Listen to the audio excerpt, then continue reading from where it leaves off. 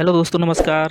मैं आपका दोस्त श्याम, हमारे यूट्यूब चैनल श्याम ऑफिशियल में आपका स्वागत है। दोस्तों, सीटेट में वो बहुत ज़्यादा पूछा जाता है, यानी जो लर्निंग डिसेबिलिटी से संबंधित, यानी अधिगम अक्षमता से संबंधित।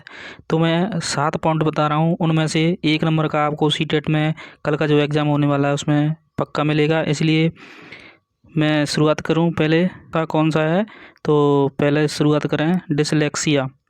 यानी जो डिसलेक्सिया होता है वो किससे संबंधित होता है, यानी पढ़ने से संबंधित है, वो उसको डिसलेक्सिया कहा जाता है। और फिर दूसरा है डिसग्राफिया। दोस्तों, इसमें देखो, इसमें कीवर्ड आपको पता पड़ रहा होगा, ग्राफिया यानी ग्राफ। और ग्राफ किस लिए होता है, तो ग्राफ लिखने के लिए होता है। तो ये लिखने से संबंधित बेकार हो जाएगा। यानी बच्चे को बाज लिखने को कहा जा रहा है और सा लिख रहा है, यानी SAW लिख रहा है, या बी को डी लिख रहा है, तो इस प्रकार लिखेगा तो ये आपका डिसग्राफिया हो जाएगा। फिर डिसकैलकुलिया, इसमें तो आप साफ दिख ही रहा है, यानी कैलकुलिया मतलब होता है कैलकुलेटर, यानी गणनाओं से संबंधित। तो गणनाओं से संबंधित बेकार होने के लिए डिसकैलकुलिया।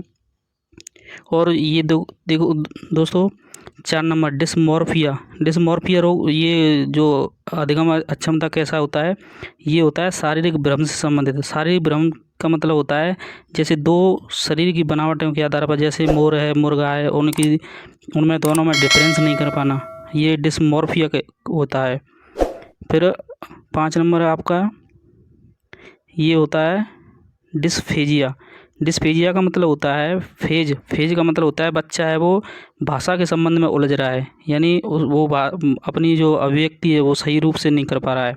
तो अगर इस प्रकार का उसको विकार है तो वो डिस्फेजिया में आ जाएगा।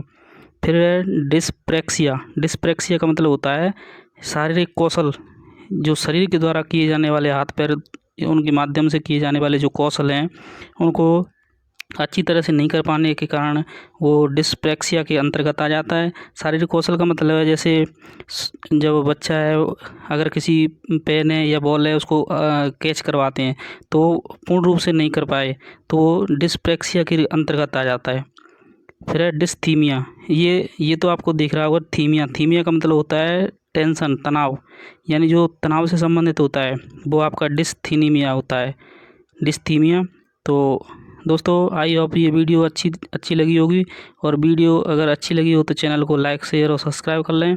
और ऐसे ही आपके जो एक नंबर का पॉइंट है वो आपके पास पहुंचता रहेगा। और कल सीटेट का जो एग्ज़ाम है उसका सॉल्यूशन है वो आपको शाम को इसी चैनल पर किया जाएगा।